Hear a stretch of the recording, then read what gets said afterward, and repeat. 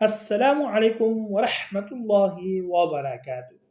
जादू के असरात से कैसे महफूज रहें, जादू से कैसे महफूज रहें। तो मेरे दोस्तों, ये जो वजीफ़ा जो अमल में आपको बता रहा हूँ, आप इसको अपना मामूल बनाएं। इंशाअल्लाहुल अज़ीज़ आप पर कभी भी जादू असर नहीं करेगा। आपने पहले तो 5 वक़्त नमाज पाबंदी के साथ पढ़नी है।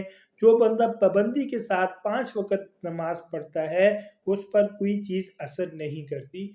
इसके अलावा आपने सुबह व शाम 3-3 मरतबा इस दुआ को पढ़ना है और ये अपना पक्का मामूल बनाना है और चारों कुल को अपना मामूल बना लें। इंशाअल्लाहुल अज़ीज़ आपको कभी भी किसी किस्म का भी जादू आप पर असर नहीं करेगा।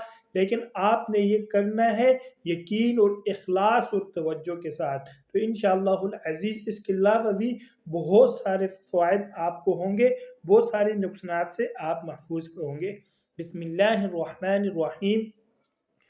अऊज़ु बिवजहिल्लाहिल अज़ीमिल्लज़ी लैसा शैउन अअज़म मिन्हु व बिकलिमातिल्लाहि त्ताम्मातिल्लती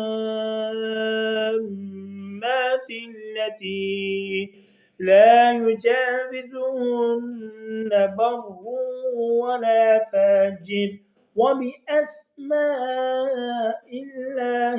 हुस्ना कुल्लिहा मा अलिमतु मिन्हा वमा लम अअलम मिन शर्रि मा खलक़ व बरअ व ज़रअ।